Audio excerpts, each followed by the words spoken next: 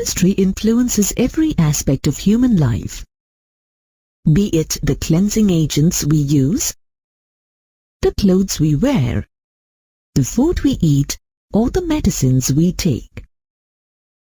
Not just that, explosives, fuels, rocket propellants are also chemicals. Isn't it amazing that chemical reactions are the basis of life on Earth and that all our activities are controlled by chemicals? In this unit, we will focus on the three significant areas where chemistry is largely applicable, namely drugs, food, and cleansing agents. Drugs are chemicals of low molecular masses that interact with macromolecular targets and produce a biological response. When the biological response is therapeutic, which means desired and beneficial, these chemicals are called medicines. The use of chemicals for obtaining a therapeutic effect is called chemotherapy. When drugs are taken in safe doses, they act as medicines and are useful in the diagnosis, prevention, and treatment of diseases. However, when the same drugs are consumed in excess, they act as potential poisons. However, never take drugs on your own. Always consult a qualified medical practitioner. Drugs can be classified on the basis of their pharmacological effect, drug action, chemical structure, and molecular targets. Drugs classified on the basis of their biological or pharmacological effects are useful in treating a particular type of problem. For example, analgesics have a pain-killing effect, whereas antiseptics kill or arrest the growth of harmful microorganisms. Drugs can also be classified on the basis of their action on a particular biochemical process. For example, antihistamines inhibit the action of the inflammation-causing compound histamine. Drugs classified according to their chemical structure share common structural features and often have similar pharmacological activity. For example, all sulfonamides have a common structural feature as shown here. Sulfonamides are antibacterial drugs used to treat bacterial infections. Drugs usually interact with biomolecules like carbohydrates, lipids, proteins, and nucleic acids. These biomolecules are called drug targets or simply target molecules. Drugs with similar structures have similar mechanisms of action on biomolecular targets. Drugs classified as per their molecular targets are especially used in the treatment of major ailments such as cancer and tumors. Have you ever wondered why the action of a drug is so specific? How can a drug be targeted at one specific biochemical function within the body? Let's try to answer these questions in this module. Biomolecules such as enzymes, receptors, carrier proteins, nucleic acids, lipids, and carbohydrates perform various functions in the body.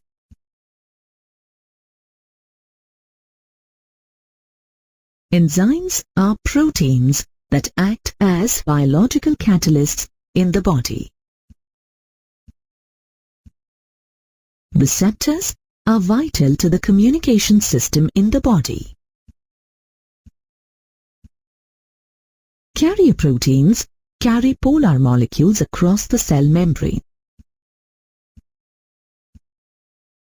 Nucleic acids contain coded genetic information for the cell. Lipids and carbohydrates form the structural part of the cell membrane. The action of a drug depends on the interaction between the drug molecule and the biomolecule that it targets. In order to understand the interaction between drugs and enzymes, we first need to understand the catalytic action of enzymes. Every enzyme has a pocket known as the active site or binding site, which enables reacting molecules to bind to it. The reacting molecules are known as substrates. A substrate molecule has a shape complementary to that of the active site of an enzyme and fits into it just like a key fits into a lock. A substrate binds to the active site of an enzyme through a variety of interactions, such as ionic bonding, hydrogen bonding, van der Waals interaction, or dipole-dipole interaction. The enzyme then provides functional groups to react with the substrate and form products. As the products separate themselves, the active site gets vacated, ready to accommodate another substrate and continue the reaction. Drugs known as enzyme inhibitors can block the binding site of the enzyme and prevent the binding of a substrate to it, or inhibit its catalytic action. Drugs inhibit the attachment of a substrate on the active site of an enzyme in two different ways. One way is by competing with a natural substrate for attachment to the active site. Such drugs, known as competitive inhibitors, block the binding site to prevent a substrate from binding to the enzyme. The other way is by binding to a different site on enzyme, called the allosteric site. By doing so, it changes the shape of the enzyme's active site in such a way that a substrate cannot bind to it. An enzyme is blocked permanently if the bond it forms with an inhibitor is a strong covalent bond. In such a case, the body degrades the enzyme inhibitor complex and synthesizes the new enzyme. Now, let us see the drug-receptor interaction. The tissue constituent with which a drug is supposed to combine to produce a pharmacological effect is called a receptor. Receptors are important to the body's communication process. Most of them are embedded in cell membranes. The active site of a receptor extending out of the membrane receives chemicals known as chemical messengers, which pass messages between two neurons and between neurons and muscles. The active site of a receptor changes its shape slightly to accommodate a chemical messenger. Once the chemical messenger moves away from the receptor, the active site regains its original shape. Thus, the chemical messenger gives the message to the cell without entering it. There are a large number of receptors in our body. Each receptor shows selectivity for one chemical messenger over another. This is because the binding site of each receptor has a different shape, structure, and amino acid composition. Based on the interaction with receptors, drugs can be categorized into antagonists and agonists. Antagonists are drugs that bind to the active site of a receptor and inhibit its natural function. These are useful when a message is required to be blocked from reaching a cell. Agonists are drugs that behave like natural chemical messengers. They bind to receptors and activate them to produce the desired response. They are useful when there is a lack of natural chemical messengers. This is how a drug carries out a specific action and can be targeted at one specific biochemical function within the body. First, let us take a look at antacids. Your stomach produces acid to digest the food that you eat. It is mainly hydrochloric acid. Excessive secretion of the acid can lead to pain and discomfort in the stomach. If this happens regularly, it causes gastritis, which inflames the lining of the stomach. For many years, stomach acidity was treated by giving antacids such as sodium hydrogen carbonate or a mixture of hydroxides of aluminium and magnesium hydroxide.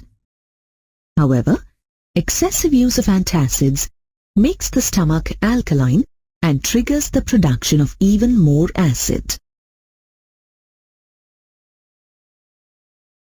Metal hydroxides such as aluminium hydroxide, magnesium hydroxide, or calcium hydroxide are a better treatment.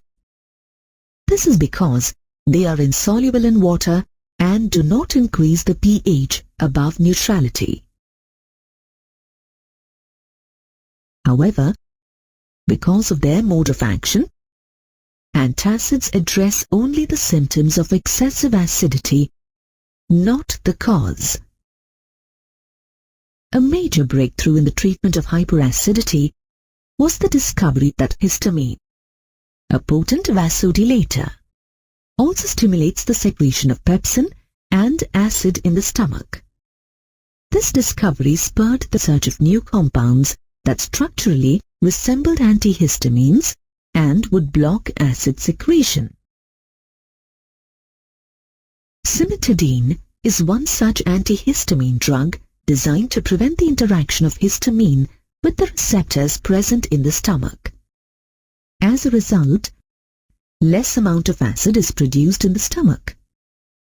Vanitadine, which was discovered after cimetidine, is a more popular antihistamine drug.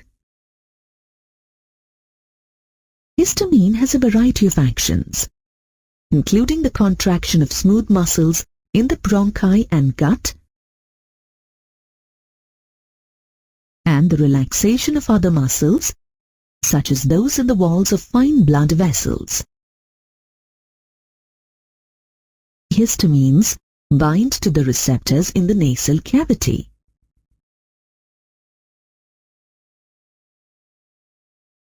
And cause blood vessels to swell and secrete excess fluid, causing sneezing and a running nose.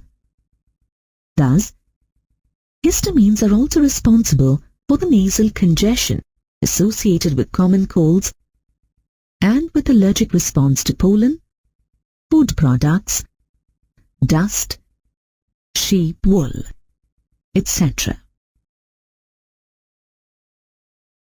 Antihistamine drugs such as brompheniramine and terfenadine provide relief from the allergic effects of histamines by attaching themselves to the receptors. Thus, histamines are prevented from binding to the receptors and from causing chemical reactions that produce allergic symptoms. The next class of drugs is neurologically active drugs. Neurologically active drugs affect the message transfer mechanism between the nerves and the receptors. Neurologically active drugs are commonly classified as tranquilizers and analgesics. A tranquilizer is a drug that acts on the central nervous system. They are prescribed by doctors to treat anxiety, depression, tension, and sleeping disorders. These drugs reduce anxiety and promote calmness, relaxation, and sleep. There are several types of tranquilizers, like antidepressants and barbiturates. They function by different mechanisms. Let us now see how antidepressant drugs, which are a type of tranquilizers, help reduce depression. Tranquilizers slow down the normal functioning of the brain. For that reason, they are often referred to as depressants. These kind of drugs work by affecting the neurotransmitters. Neurotransmitters are brain chemicals that help brain cells communicate with one another by spreading nerve impulses from one nerve cell to another. Their complex interaction is what shifts our mood and changes our mind. For example, noradrenaline is a neurotransmitter that plays a role in mood changes. If the level of noradrenaline is low for some reason, then the signal sending activity becomes low, and the person suffers from depression. In such situations, antidepressant drugs such as iproniazid and phenelzine are used.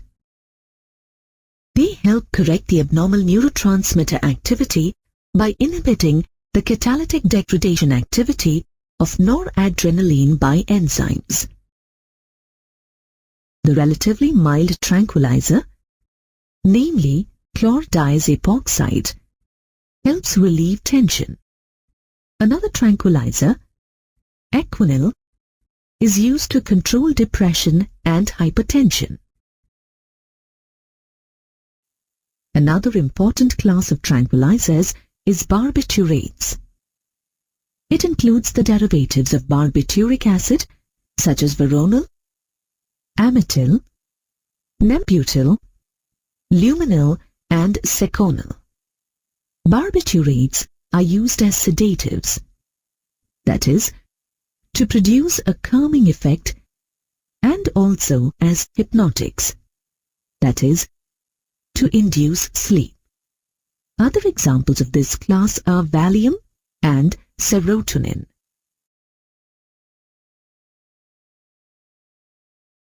Analgesics, commonly known as painkillers, reduce or remove the sensation of pain without causing any impairment of the nervous system. They are classified into non-narcotic and narcotic analgesics. Non-narcotic analgesics do not have addictive properties. Acetyl salicylic acid, commonly known as aspirin, is the most commonly used non-narcotic analgesic. Aspirin effectively relieves minor pains, inflammations, and fevers by inhibiting the synthesis of chemicals known as prostaglandins that stimulate inflammation in the tissue and cause pain. Aspirin also has anti-blood clotting action.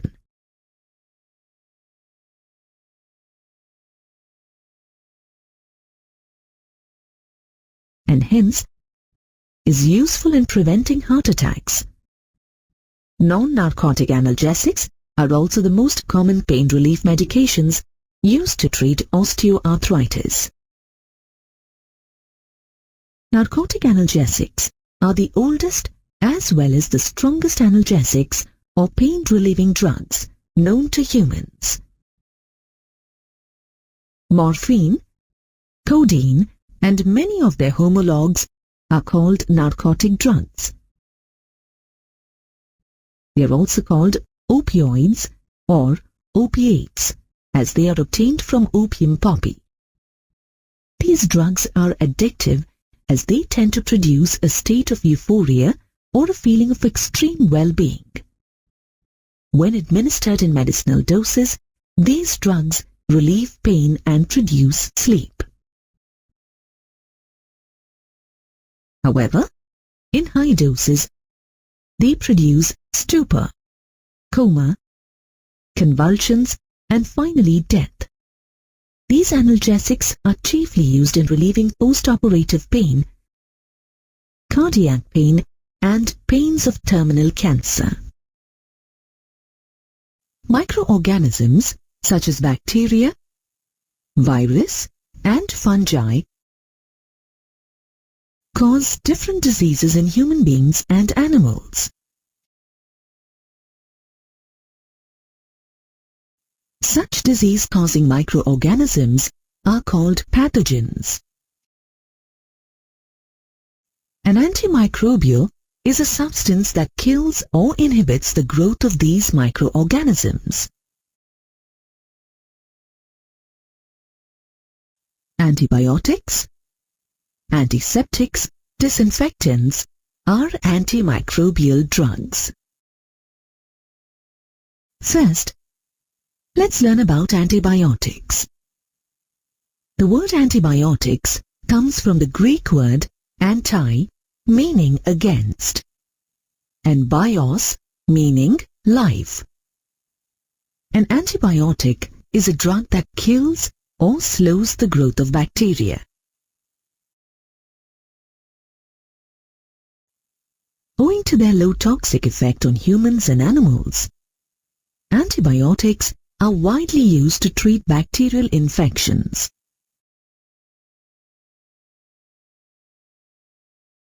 Bactericidal antibiotics kill bacteria, while bacteriostatic antibiotics inhibit the growth of bacteria. In the earlier days, antibiotics were defined as chemical substances produced by a microorganism, which inhibit the growth of or kill other microorganisms. With the advent of synthetic methods of production, purely synthetic antibiotics were produced. Hence, the definition of antibiotics has been modified. An antibiotic is now defined as a substance produced wholly or partly by chemical synthesis, which, in low concentrations, inhibits the growth of or destroys microorganisms by intervening in their metabolic processes. Synthetic antibiotic chemotherapy as a science and the story of antibiotic development began in Germany with Paul Ehrlich, a German medical scientist. He found that a compound that contained arsenic, arsphenamine, also known as salvarsan, was effective in the treatment of syphilis. His methodical search for a specific drug to treat a specific disease marked the beginning of targeted chemotherapy.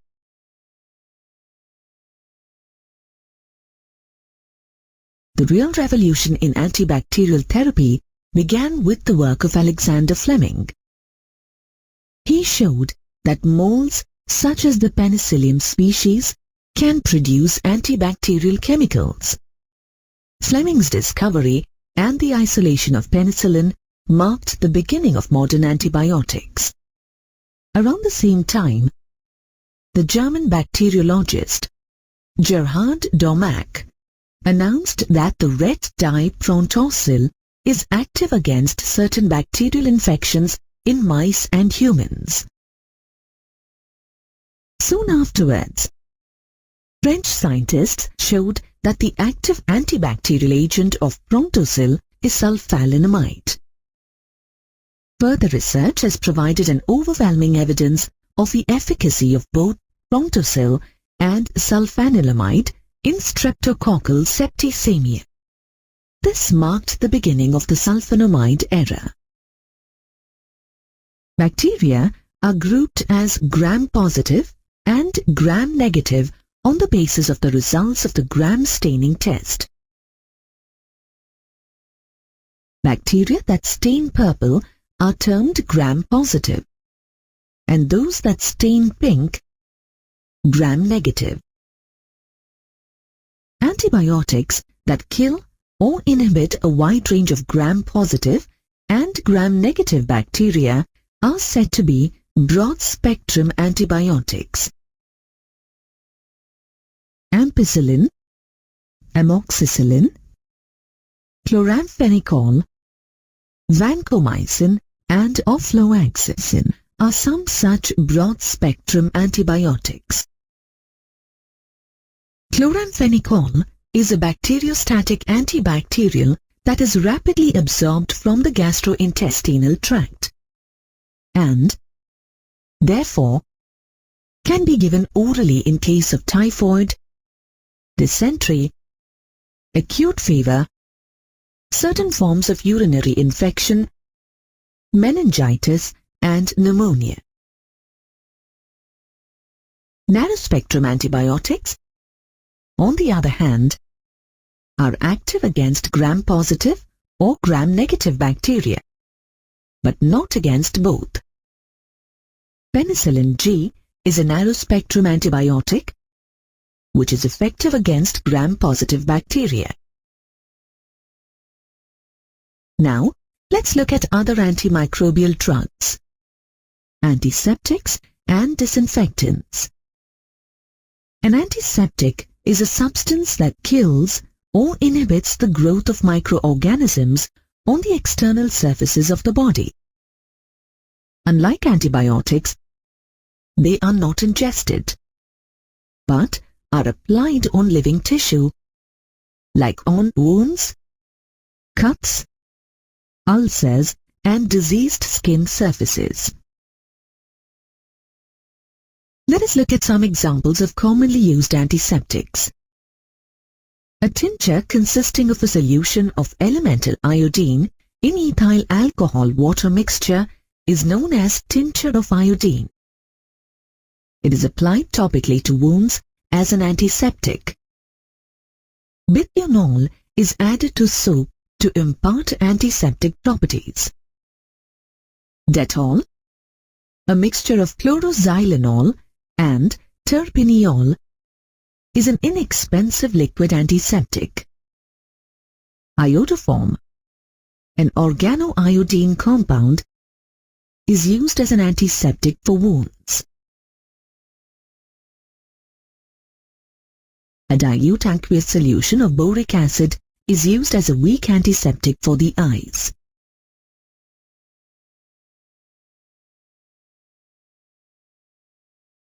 Disinfectants are antimicrobial substances used on non-living objects such as floors, drainage systems, and instruments. Disinfectants are frequently used in hospitals, dental surgeries, kitchens, and bathrooms to kill infectious organisms. Chlorine in the concentration of 0.2 to 0.4 parts per million in an aqueous solution is used as a disinfectant. Similarly, a sodium hypochlorite solution is used to disinfect drains and toilets. A substance can act as an antiseptic as well as a disinfectant just by varying its concentration. For example, phenolics are active ingredients in some household disinfectants.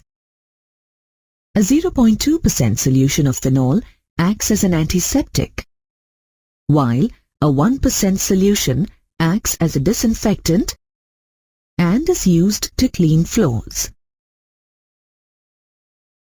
Another important type of drugs is anti-fertility drugs.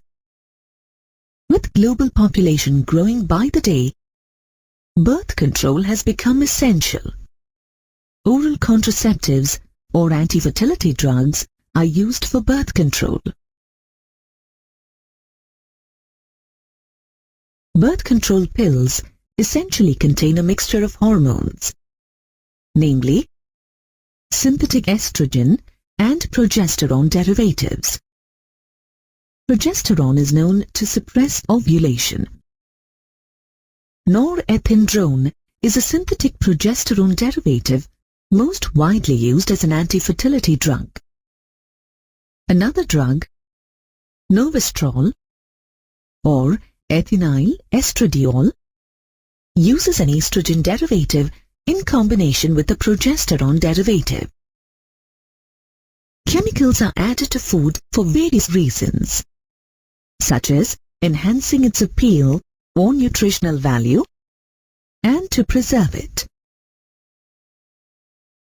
There are various categories of food additives, namely food colors, flavors and sweeteners, fat emulsifiers and stabilizing agents, flaw improvers, antioxidants, preservatives, and nutritional supplements such as minerals, vitamins, and amino acids. Note that, except for nutritional supplements, none of the additives mentioned have any nutritional value. They are added either to prolong the time for which food can be stored or just for cosmetic purposes. Among these, let us take a look at the use of sweeteners and food preservatives. A sweetener is a food additive that adds the basic taste of sweetness to food. Natural sweeteners like sucrose, maltose, glucose, and honey add calories when consumed. On the other hand, artificial sweeteners like aspartame, allicin, saccharin, and sucralose are basically non-nutritive sugar substitutes, as they provide no calories when consumed. Hence, they are popular among diabetic and diet-conscious people.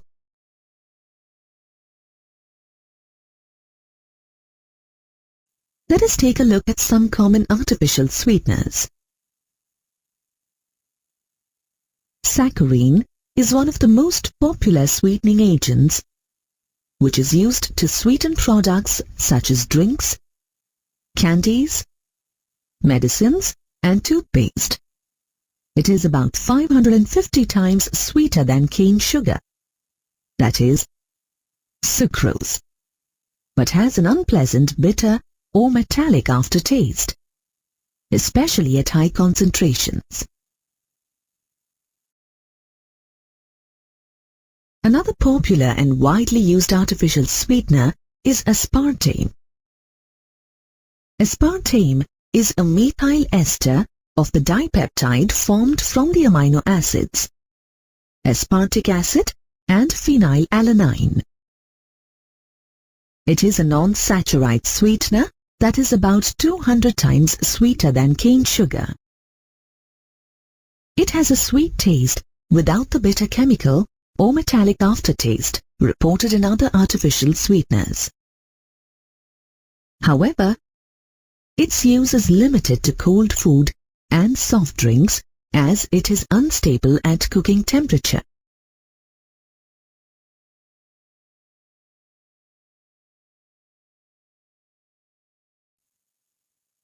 The artificial sweetener allicin is a dipeptide of the amino acids aspartic acid and alanine. Attached to the alanine moiety is a novel amine that is presumed to be responsible for the elevated sweetness potency of allicin. Allicin is about 2,000 times sweeter than sucrose, has no aftertaste, and is more stable than aspartame. As it is a high-potency sweetener, it is difficult to control the sweetness of food when it is used as an artificial sweetener.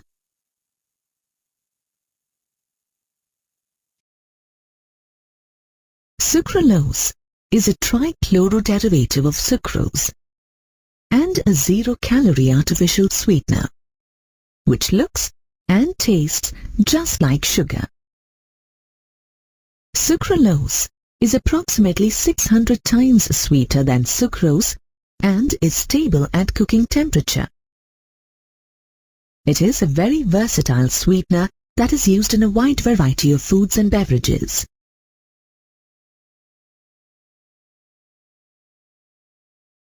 Now, let's learn something about food preservatives.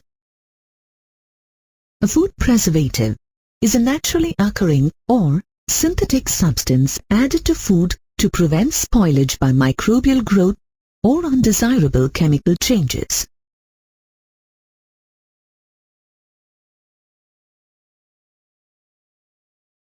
Food preservation is basically done for three reasons: to preserve the natural characteristics of food, to preserve the appearance of food, and to increase the shelf life of food for storage. Natural substances such as salt, sugar, vinegar, and vegetable oils are traditional preservatives often used to prepare pickles and jams. Sugar and salt are the earliest natural food preservatives that very efficiently inhibit the growth of bacteria in food.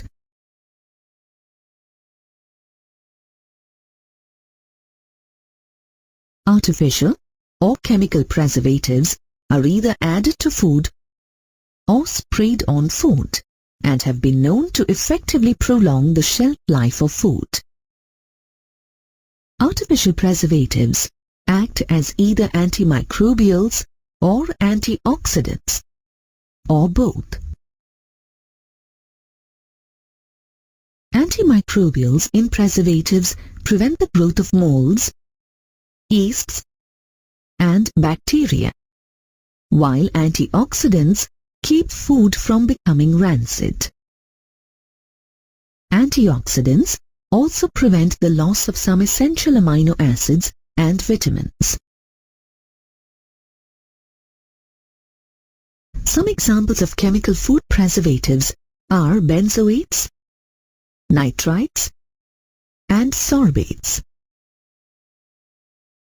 Sodium benzoate protects food against yeasts and molds and is used in jams, beverages, salad dressings, pie and pastry fillings, etc. Sodium nitrite is used to fix the colors in preserved fish and meat.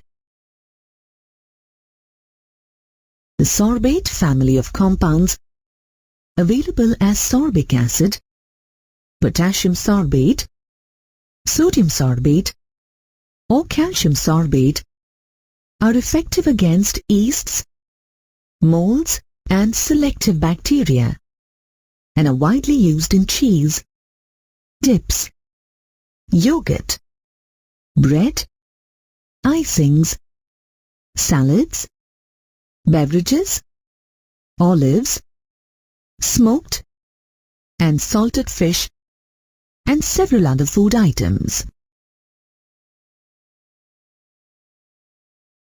The word detergent is a general term used to denote a cleansing agent. Two types of detergents, namely soaps and synthetic detergents, are used as cleansing agents. These agents improve the cleansing properties of water. They help remove the oily and fatty substances that bind dirt and other material to the skin or the fabric. Soaps used for cleaning are sodium or potassium salts of naturally occurring long-chain fatty acids such as stearic, oleic, and palmitic acids. Soaps that contain sodium salts are formed by heating oil or fat of vegetable or animal origin, which is a glycerol ester of a fatty acid, with an aqueous sodium hydroxide solution.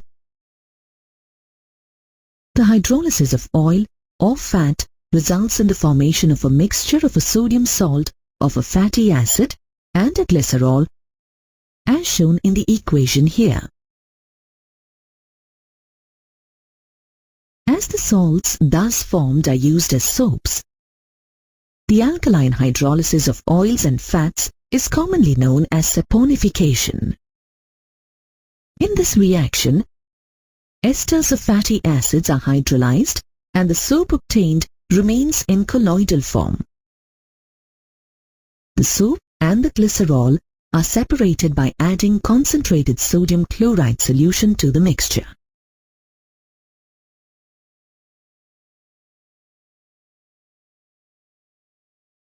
The glycerol dissolves in the salt solution, but the soap is insoluble and hence floats on the surface of the solution from where it is removed.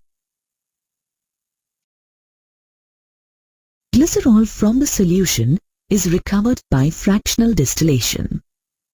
Potassium soaps, produced by the saponification of fats with potassium hydroxide, are usually softer and more soluble than sodium soaps.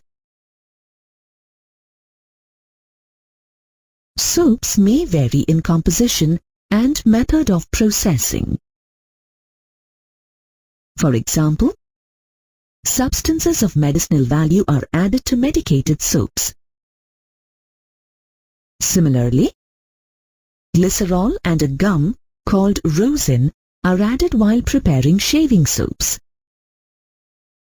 Glycerol prevents rapid drying, while rosin forms sodium rosinate that lathers well. Similarly, laundry soaps contain fillers like sodium rosinate, sodium silicate, borax, and sodium carbonate. Transparent soaps are made by dissolving the soap in ethanol and then evaporating the excess of solvent.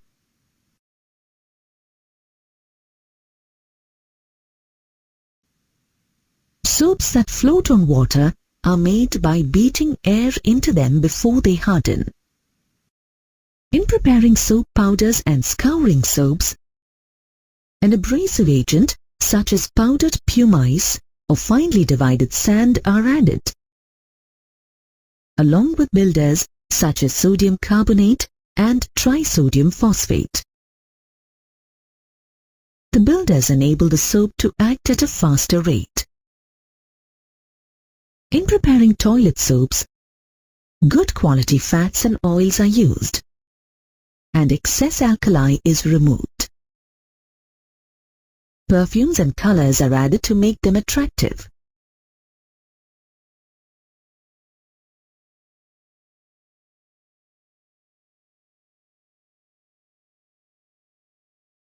Soaps are good cleansing agents, but they do not work with hard water.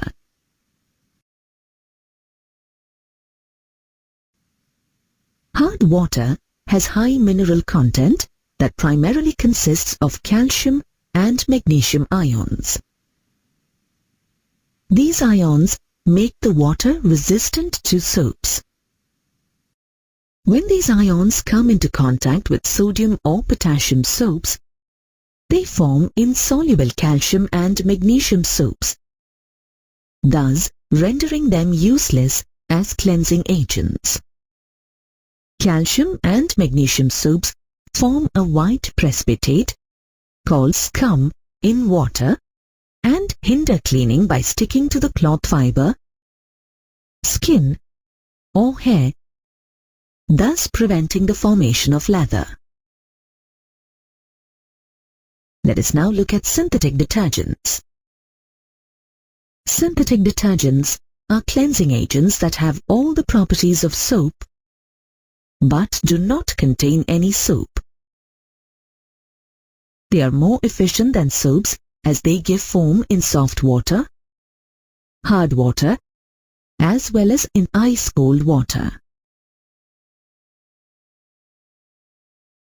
Synthetic detergents are classified into three main categories.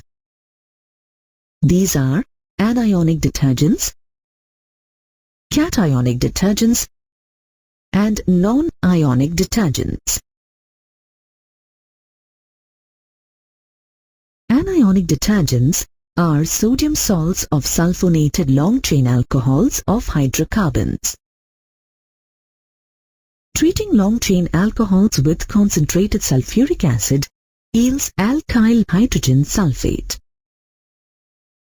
Neutralizing alkyl hydrogen sulfate with an alkali gives an anionic detergent.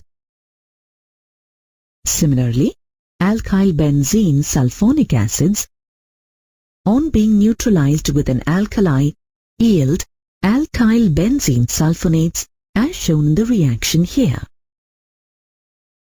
In an anionic synthetic detergent, the anionic part of the molecule does the cleansing action. Anionic detergents are used extensively as dishwashing liquids, laundry liquids, and powder detergents, car wash detergents and shampoos, as well as in toothpastes. Cationic detergents are quaternary ammonium salts of amines with acetates, chlorides, and bromides as anions. The cationic part has a long hydrocarbon chain with a positive charge on the nitrogen atom. Hence, these are called cationic detergents. Cetyl trimethylammonium bromide, which is used in hair conditioners, is a well-known cationic detergent. Being expensive, their use is very limited. Non-ionic detergents do not have any ions. Therefore, they are resistant to water hardness deactivation. They produce electrically neutral colloidal particles in solution. The reaction between stearic acid and polyethylene glycol to yield a non-ionic detergent can be seen in the equation here. The liquid dishwashing detergents that we use are of the non-ionic type. Their mechanism of action is the same as that of soaps. Non-ionic detergents are excellent grease removers that are used in laundry products, household cleaners, dishwashing liquids, and even cosmetics. One of the dangers posed by detergents is their extremely slow rate of degradability. This is because their hydrocarbon chain is highly branched, which makes it very difficult for bacteria to degrade it. As a result, the detergents go on accumulating.